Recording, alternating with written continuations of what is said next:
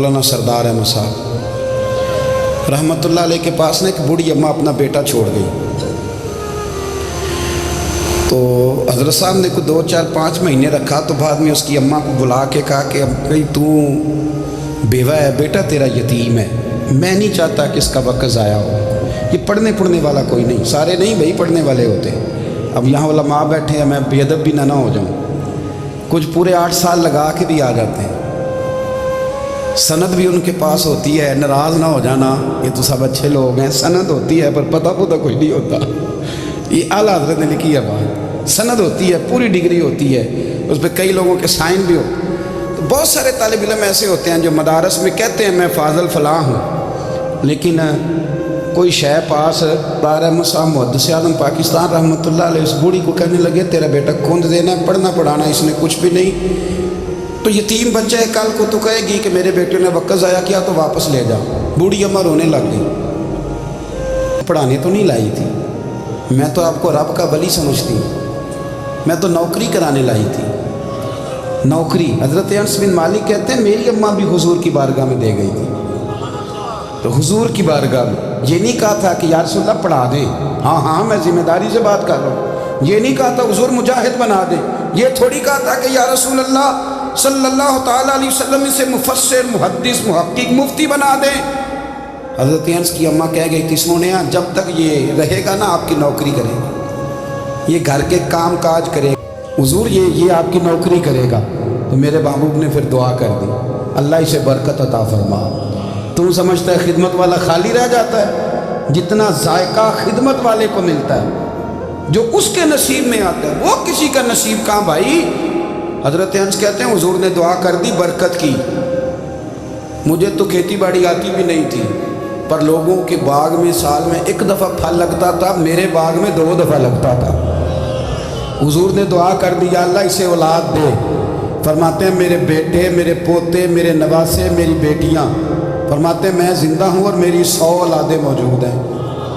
پریشان ہو گیا 100 سن کے کہ بچے 2 ہی اچھے، 100 اولادیں میری موجود ہیں. حضرت انس بھی مولانا سردار احمد صاحب کے پاس نا چھوڑ گئی بچہ. میں کو پڑھانے کے لیے تھوڑا چھوڑ گئی ہوں، میں تو اس لیے چھوڑ کے گئی ہوں کہ آپ مہربانی کریں خدمت کرائیں. تو حضرت جی کہنے لگے کوئی ایسا کام ہی نہیں، خدمت والا کیا کراؤں. کہنے لگی پٹھے پوا لیا کرو. جی ہوں لڑ پہ نے کہنے نے بچے کام کر دیں مدرسے دا. حالانکہ اب کہاں بچے کام کرتے ہیں، اب تو گزر گیا دور، اب تو بچے کام کراتے ہیں. اب بچے بھی ناراض ہو رہے ہیں، گور گور کے دیکھ رہے ہیں. صحیح پہ رہا ہوں آپ کو، بچے کام کراتے ہیں، بچے کہاں کام کرتے ہیں. کہنے لگی یہ چارہ ڈالے کرے گا آپ کی بھینسوں کو. تو حضرت نے اس کو کہا کہ بی بی چارہ میری بھینسوں کو ڈالنے کے لیے میں نے بندہ رکھا ہوا ہے، تو جا لے جا. کہنے لگی ہاتھ باندھ کے حضور مہربانی کریں رکھ لیں چارہ ڈالیں. اور پتر توجہ سے چارہ ڈالنا حضرت کی بھینسوں کو. رونے لگی. حضرت نے رکھ لیا، مہینے کا خرچہ بھی دیتے. وہ سارا دن کام کرتا، شام کو آ کے پیروں میں بھی بیٹھ جاتا. حضرت جی لائیں تیل تھوڑا سا، پیر نہ دبا دوں. 8 سال ساتھ والے پڑھتے رہے، یہ بیچارہ نوکری کرتا رہا. میرا روپ بھی نہیں تے میرا رنگ بھی نہیں، اور مینو یار منان دا ٹنگ بھی نہیں. کبھی کبھی نا حضرت بلال حبشی فارغ ہوتے نا تو نبی پاک کی بارگاہ میں عرض کرتے حضور کوئی کام تو نہیں، سارے ہو گئے، حضور جاؤں ذرا. چلے جاتے. ایک دن سلمان فارسی کہنے لگے یا رسول اللہ یہ بلال کہاں جاتا ہے؟ فرمایا جا دیکھ کے تو آ. حضرت سلمان واپس آئے تو آ کے رونے لگے. کہنے لگے سونیا جب یہاں سے جاتا ہے نا تو جا کے سیدہ فاطمہ کی چکی پیسنی شروع کر دے. بی بی صاحبہ کے کام کرنے لگتا ہے، گھر میں جا کے اسنین کی ڈیوٹی کرتا ہے، وہاں بھی کام یہاں بھی کام. ڈالتا رہا، اس نے چارہ ڈالا. حضرت محدث اعظم کی بھینسوں کو دستار فضیلت کا وقت آ گیا، سارے پگڑیاں سجا کے آ گئے. آج دستار ہوگی. یہ نہ پیچھے ہو کے بیٹھ گیا، چونکہ پڑھا ہی نہیں تھا تو دستار کا ہے. دستار تو اس کی جو پڑھے گا، ہم نے تو پڑھا ہی نہیں، ہم نے تو یار پڑھا، گھر پڑھا، ڈیوٹی کری. حضرت محدث اعظم رحمتullah علیہ کے ہاں جب اعلان ہونے لگا نا کہ اب دستار ہوگی تو حضرت نے پہلا اعلان اس کا فرمایا. تو مجھان بندہ کپڑے بھی کدی کدی بدل دے نا. وہ کہتا ہے جس حال میں بھی تھا میں پلٹ کے دیکھنے لگا کہ پڑھا پڑھایا تو ہے کوئی شے نہیں. تو یہ ماجرا کیا ہے؟ پیچھے سے اٹھ کے آئے تو کہتے ہیں باقیوں کی دستار کسی عالم نے کی، کسی صوفی نے کی. لیکن یہ بھینسوں کو پایا تو محدث اعظم نے فرمایا پگڑی کے بال کو کوئی ہاتھ نہ لگائے، یہ ساری دستار میں نے کرنی ہے۔ اور فرماتے ہیں حضرت بال بھی دیتے جاتے تھے اور آنسو بھی بہاتے جاتے تھے، ماتھا بھی چومتے تھے، اور فرماتے تھے دستار کے بعد چلا تو نہیں جائے گا یار، مجھے تو عبادت بھی نہیں رہ گئی، مجھے تو چابیوں کو بھی نہیں پتا کون سی کہاں رہتی ہے، جائے گا تو نہیں تو رو پڑا، کہنے لگا سوڑیا جائے تو وہ جس کے پلے کچھ ہے ہو، آتا جاتا تو ہے کچھ نہیں، مجھے کس نے رکھنا ہے، میں نے کہاں جانا ہے، ادھر کہاں تو ادھر ہی رہوں گا۔ اس طالب علم کے سارے استاد بھائی کہتے ہیں اس نے دستار کرائی، پڑھا پڑھایا کچھ نہیں، پر جو مسئلہ اڑ جاتا تھا نا، وہ جو اڑ جاتا تھا نا، وہ جا کے اس سے پوچھتے تھے تو کتابیں کھولنے کی۔ مولانا امجد علی صاحب اعظمی رحمۃ اللہ علیہ فرماتے ہیں یکدم اعلیٰ حضرت کا دروازہ کھلا، یہ بھی میرے اعلیٰ حضرت کی زندگی ہے، اسے بھی دیکھ، یکدم دروازہ کھلا تو بوڑھے امام کے پیروں میں جوتا کوئی نہیں، اور اعلیٰ حضرت سر پٹ دوڑے۔ میں قریب گیا، میں نے کہا حضور میں صدقے جاؤں، کہاں جا رہے ہو؟ کہنے لگے کسی نے بتایا میرا مرشد کا بیٹا ریلوے اسٹیشن سے گزرنے والا ہے، امجد علی دیر نہ کر یار، کہیں شہزادہ ناراض نہ ہو جائے، میرے مرشد کا بیٹا، میرے شیخ کا پوتا، یار ذرا جلدی کر۔ کہتے ہیں اعلیٰ حضرت دوڑے ریلوے اسٹیشن پہ، انہیں اگر فتوے لکھنے آتے تھے کل کے رضا ہے خنجر خوخار برق بار، تو وہ یہ بھی کہا کرتے تھے کیسے آقاؤں کا بندہ ہوں رضا، بڑی سرکاروں کے دوڑے گئے ریلوے اسٹیشن پہ، اور بوڑھے شیخ صدر الشریعہ کہتے ہیں میں نے کہا حضور میں نہ چلا جاؤں؟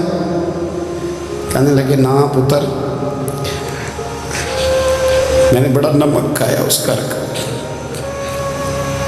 میں نے بڑی نوکری کری ہے، میری اپنی ڈیوٹی ہے، تمہاری تو نہیں نا۔ میرے شیخ فرماتے ریلوے اسٹیشن پہ حضرت کھڑے ہیں، ایک مسافر اترتا، اس کے قریب جاتے ادب سے سلام لیتے تو کہتے ماریرہ شریف سے تو نہیں کوئی آیا؟ کہتے وہ مسافر گزر جاتا، دوسرا آتا تو پھر قریب جاتے، کہتے اس کے آستانے سے تو نہیں آئے، تو نہیں کوئی آیا؟ کہتے سارے گزر گئے، جن مسافروں نے اترنا تھا اتر گئے، ٹرین چل پڑی، تو میں نے کہا حضور کسی نے آپ کو غلط اطلاع دی تھی، شہزادے تو آئے نہیں۔ کہنے لگے یار اطلاع غلط تھی یا ٹھیک تھی، پر یہاں تک آنے کا مزہ بڑا ہے، آپ سمجھ سکتے ہیں۔ اعلیٰ حضرت کے دو بیٹے ہیں، حجت الاسلام مولانا حامد رضا خان صاحب اور مفتی اعظم عالم اسلام، دونوں شہزادے اتنے بڑے شہزادے تھے کہ دونوں اپنے اپنے وقت کے سب سے بڑے مفتی ہوئے۔ یہ بھی تو میرے اعلیٰ حضرت ہیں نا، اس کو بھی تو ذرا سمجھو نا۔ اور پھر خشکی اور پھر خشکی۔ ایک دن پیر صاحب نے کہا، نوری میاں صاحب کہ احمد رضا یار وہ بھینسیں رکھی ہوئی ہیں تو ان کو نا گیدڑ آ کے تنگ کرتے ہیں، تو دو کتے مل جائیں نا کبھی تو چلو رات کو پہرے داری کریں گے، دو کتے مل جائیں۔ میں اکثر سوچتا ہوں کہ اعلیٰ حضرت تو عالم تھے، ان کا کتوں سے کیا لینا دینا؟ حضرت جی آپ نے کتوں کی بات کرنی تھی تو کسی دنیا دار سے کرتے، دو کتے مل جائیں تو ذرا جانوروں کی دیکھ بھال کریں گے۔ فرمایا حضور سویرے ہی آ جائیں گے۔ بھئی آپ کا تو یہ شوگر ہی نہیں، تو آپ کہاں سے لائیں گے؟ دن چڑھا تو دونوں بیٹوں کے گلے میں رسیاں ڈالیں۔ اعلیٰ حضرت کو صرف آپ فتوے کی روشنی میں دیکھتے ہیں، شخص کے درد کا نہیں پتا، اس کے ذائقے کا نہیں پتا، وہ کس سٹیج کا آدمی ہے، سٹیٹس کیا ہے طریقت میں، شریعت میں، عشق میں۔ دونوں شہزادوں کے گلوں میں رسیاں اور پکڑا ہوا ہے۔ تو نوری میاں صاحب کہتے ہیں میں چارپے پہ بیٹھا تھا تو نیچے بٹھال دیے دونوں بچے، میں اٹھ کے کھڑا ہو گیا۔ میں نے کہا مولانا یہ کیا؟ کہنے لگے حضور ڈیوٹی بھی کریں گے اور روٹی بھی نہیں مانگیں گے۔ جنہاں تنا وچ عشق نہ رچیا، کتے ہو نہ تھی چنگے، مالک دے کر راکھی کر دے صابر بھوکے ننگے۔ کدھر گیا ذوق، کدھر گیا وہ درد؟